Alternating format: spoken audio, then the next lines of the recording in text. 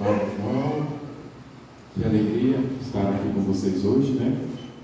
O Padre Jefferson já disse que eu também, na minha paróquia, nós estamos em novena, preparando a festa de Santa Teresinha, e vocês aqui em novena, preparando a festa de São Francisco, né? Então, acho que já segundo ou terceiro ano que nós fazemos essa troca, né? O Padre Jefferson vai celebrar para mim, na novena da paróquia, e, por coincidência, eu venho celebrar também na novena aqui da paróquia São Francisco de Assis, né? Que por graça de Deus, eu acho que a maioria já sabe, não precisa o padre dizer, mas o padre é desta paróquia, né? Nasci, cresci aqui, lá na vila, né? Que todo mundo conhece aqui, né? Como mais famosa, lá a Vila Santo Antônio, né? Hoje, de fato, nós celebramos um tema muito bonito para nós cristãos, né? Aonde houver tristeza, que eu leve a alegria, né? Olha para quem do seu lado diz alegria, né? Alegria. Se a pessoa tiver com a cara feia, não tem problema ela. Se tiver com a cara feia, dá um cutucão nela, né? Nós, queridos irmãos, nós passamos há uns anos atrás, por graça de Deus, nós ainda colhemos um pouquinho dos efeitos da pandemia, né? Mas nós passamos por este momento em que de fato nós tínhamos medo do contágio, né? Porque a doença ela se espalhava pelo contágio, né?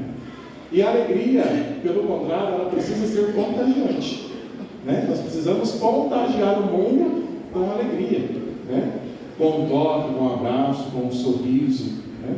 Como nós cantamos, né, naquele cantinho, a alegria está no coração de quem você conhece a Jesus, né? A alegria está no coração de quem só conhece, de quem conhece a Jesus.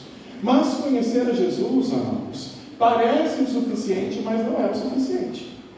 Não é o suficiente só conhecer Jesus, né? Porque hoje nós vimos, né, que o tetrarca Herodes queria conhecer Jesus, mas mesmo conhecendo Jesus, conheceu João Batista, mas aí acabou deixando que João Batista fosse degolado, e agora queria conhecer Jesus, mas mesmo conhecendo e sabendo quem é Jesus, não foi capaz de impedir que Jesus fosse crucificado, né? Conhecer Jesus muitas vezes não basta. Estar com Jesus muitas vezes não basta. Esse fim de semana eu fui pregar um retiro para os ministros da diocese, né? A diocese fez 4 retiros para os ministros e esse foi o último. E aí nós meditávamos justamente sobre o encontro dos discípulos que caminhavam com Jesus, a multidão que estava ao redor de Jesus, mas mesmo estando ao redor de Jesus, as pessoas não mudavam o coração, né? De fato, o que é preciso? É preciso não só estar com Jesus, mas abrir o coração para Jesus e deixar Jesus ser Jesus na nossa vida. E como é que nós vamos então levar a alegria? Aonde é a tristeza, que eu leve a alegria? Para levar alguma coisa, eu preciso estar cheio dela, né? Como um pote de água pode encher um copo se ele está vazio? Ele só pode encher um pote de água, só pode encher um copo se ele está cheio de água, né? Como é que nós vamos então levar alegria se nós muitas vezes não a conhecemos de verdade? Se nós muitas vezes não a temos em nós? Se nós muitas vezes nós estamos inchados de nós mesmos e vazios da verdadeira alegria que é Cristo, Eu escutava hoje uma historinha do Padre Léo, né? Quem conhece as histórias do Padre Léo? O Padre Léo contava uma historinha assim, não vou contar do mesmo jeito, mas meio por cima para a gente poder entender a situação, né? O menininho estava com o avô na roça e deu uma grande tempestade. Passou a tempestade, o menino grita: vovô, vem ver. Olha lá, a figueira. Aquela figueira enorme que era preciso quase 5 pessoas para abraçar a figueira. O vento quebrou.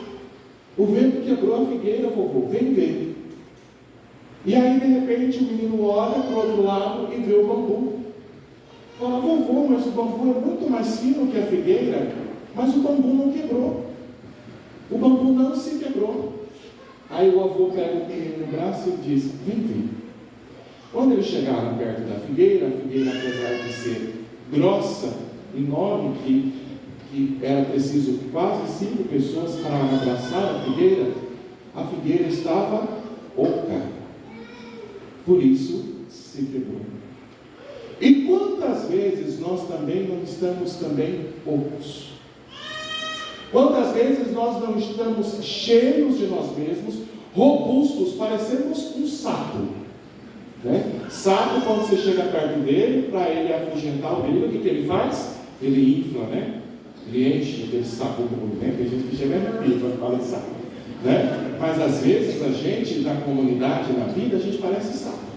Se enche de ar. Porque eu me basto a mim mesmo, eu não preciso disso, não preciso daquilo, não preciso de rezar, não preciso de retiro, não preciso de formação, né? Porque eu já sou catequista há 500 anos nessa comunidade, eu não preciso de formação. Eu já sou ministro há 500 anos nessa paróquia, eu não preciso de formação, de retiro, eu já sou ministro, eu já sou coordenador há não sei quantos anos, e aí a gente parece mais o quê? Uma liderança sábia, né? Cheio, inflado, mas cheio de vento, oco por dentro, né? Que ninguém abraça, porque às vezes a gente corre o risco de estar cheio e ninguém conseguir abraçar, ninguém consegue ficar perto, porque, amados, você tem povo que às vezes, né, tem um ou outro que, como se diz, que faz a diferença, mas às vezes tem aqueles, não sei aqui, né? Mas tem umas paróquias lá para Monópolis, que já é totalmente diferente, eu acredito nisso, né? Tem aqueles donos da comunidade, os donos da sacristia, os donos da catequese. Pensa num povo insuportável. Um povo que é inflado, cheio, mas chope por dentro, né? E é um povo que vive no ouvido do padre, dizendo: padre, eu estou sozinho, que ninguém me ajuda, que ninguém faz isso nada, que ninguém me ajuda, estou sempre sozinho. Está sempre sozinho. Mas por quê? Porque parece um corpo espinho. Ninguém consegue abraçar. Está sempre afugentando as pessoas. Quando chega alguém para ajudar, ele dá um jeito de tirar, né? Porque na verdade, outro dia eu até dizia, né? Quando a pessoa vai dizer para o padre, vê se tem alguém que pode me ajudar, né? Ela não quer ajuda.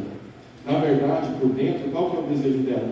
Ela queria falar para o padre assim: padre, vê se tem alguém que pode me obedecer para fazer o que eu quero, continuar fazendo as coisas do jeito que eu quero, né? Aí vai dar certo. Né? E aí, amados, ao invés de sermos portadores da alegria, nós às vezes vamos apenas levando desespero e murmuração. Por outro lado da imagem, da história, o que a criança viu? A criança viu um bambu. Um bambu que, apesar de fino, tinha profundas raízes e não tinha muitos galhos. Bambu não tem galho. Às vezes a gente vai arrumando tanto penduricalho na comunidade, na vida de oração, na vida de comunidade, na vida paroquial, que depois a gente tem dificuldade de crescer. A gente tem dificuldade de dar fruto, né? E a gente depois tem dificuldade de ser podado.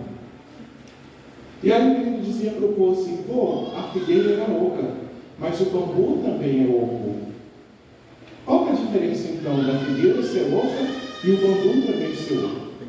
E aí o avô disse para a criança: meu filho, a figueira, ela foi ficando oca com o tempo, mas o bambu, desde que ele existe e sabe que é bambu, ele é oco. Por quê? Ele é oco para ser preenchido. E a leitura de hoje diz: vaidade das vaidades. Tudo é vaidade. Porque às vezes, amados, nós por vaidade, nós vamos criando galhos, penduricalhos, que temos dificuldade de deixarmos para trás. Que temos dificuldades de abandonar para sermos de fato felizes. E de fato nós vamos coletando a nossa esperança nesses galhos. E nós esquecemos que muitas vezes para que a árvore dê bons frutos, ela precisa ser podada. Ela precisa ser podada. E na nossa vida, muitas vezes com Cristo, quanta dificuldade nós temos de ser podados. Porque nós estamos inflados de nós mesmos, nós estamos cheios das nossas certezas e convicções, que nós muitas vezes não temos a humildade, muitas vezes, de se envergar, né? De se envergar e se deixar ser formado. E quando se olha, por exemplo, olhando esta imagem hoje, da figura do bambu, né? O bambu, ele é cheio de nós, né? Na estrutura do bambu, ele é cheio de nós. Na nossa vida também, nós vamos ter vários nós, várias cicatrizes. E essas cicatrizes não significam que será o fim, muito pelo contrário. Muito pelo contrário. Quantas vezes nós achamos que se nós adquirirmos um bem, nós seremos felizes. Depois que eu adquirir esse bem, eu vou ser feliz. Depois que eu ficar rico, eu vou ser feliz. Depois que eu for dono da minha empresa, eu vou ser feliz. E quantas vezes, né? A pessoa acaba até alcançando isso, mas não alcança a felicidade. Não alcança a felicidade. Tem gente que acha que a felicidade é estar no lugar do outro, ter a vida do outro, ter aquilo que é do outro. Né? Quantas vezes tem funcionário que fala assim, se eu fosse patrão, eu estaria mais feliz. Né? Vai ser patrão um dia para você ver, passar a noite sem dormir, porque tem que pagar os funcionários e não tem dinheiro no caixa. Né? Feliz mesmo se eu fosse coordenador de comunidade, aí sim. Né? Porque aqui todo mundo pode vir. Né? Agora, no dia que eu for coordenador de verdade, aí eu vou servir com amor e felicidade. Vai ser coordenador para ver. Vai ser coordenador para você ver o que é bom para tosse. Né? E às vezes a gente está sempre colocando a nossa verdadeira felicidade nas outras coisas. E acaba esquecendo a fonte desta felicidade, que é Jesus. Estar em Jesus não significa que nós não vamos encontrar desafios, que nós não vamos encontrar limitações, que nós não iremos sofrer feridas, que nós não iremos nos decepcionar. Poxa vida, quando eu vim para a comunidade, eu achei que aqui todo mundo era perfeito, todo mundo só faltava as asas para virar anjo. Aí quando eu chego aqui, eu encontro um monte de capetinha. Né? E aí você vai deixar a comunidade por isso?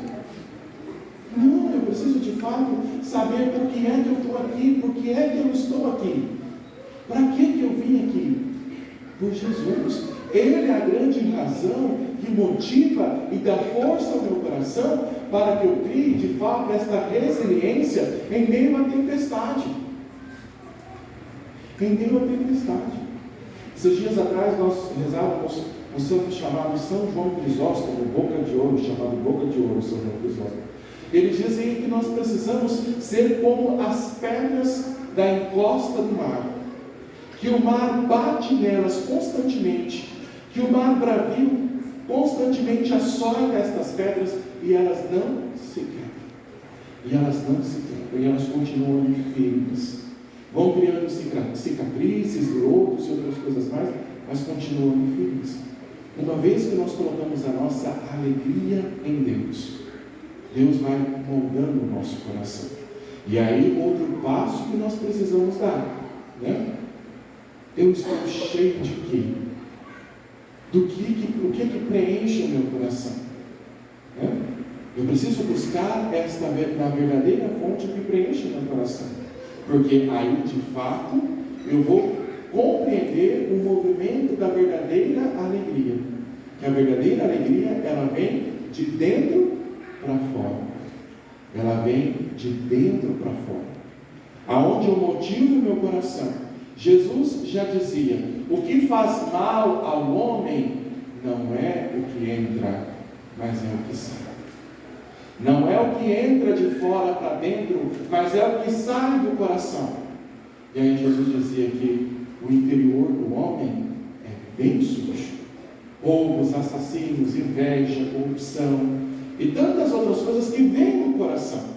Então, o primeiro processo para encontrar a verdadeira alegria é limpar o coração da maldade, limpar o coração da soberba, da vaidade, que muitas vezes nos impede de nos esvaziarmos de nós mesmos para fazer uma experiência profunda de Jesus Cristo. Uma experiência profunda de Jesus Cristo. O Padre não está dizendo que você vai andar por aí todos os dias com a boca reganhada e mostrando os dentes. Que felicidade não é isso, né? Porque a gente sabe que a vida diária é uma luta, né? E vencer um leão por dia não é fácil. Mas, justamente nesses momentos da luta do dia a dia, encontrar forças para ser feliz. Porque eu sei aonde eu coloquei o fim último da minha vida. Aonde nós colocamos o fim último da nossa vida? Nas coisas ou em Jesus? Porque enquanto o fim último da minha vida estiver nas coisas externas, eu não serei de fato feliz. Eu não serei de fato feliz. E como é que eu vou levar a felicidade para o outro, se eu de fato não sou feliz? Se eu de fato não encontrei a razão última da minha vida? E mais uma vez, o Padre diz: conhecer Jesus não basta. É preciso ter uma experiência profunda de amor, de misericórdia, de deixar. Porque é que Jesus ficava muitas vezes irado com o povo e com os discípulos? Por causa da dureza do coração. E enquanto o nosso coração for duro, nós não teremos a humildade de nos abaixar e deixar Deus limpar o nosso coração, Deus tratar o nosso coração, Deus moldar o nosso coração, para que aí sim nós sejamos como Jesus quer que nós sejamos. Aí sim o nosso coração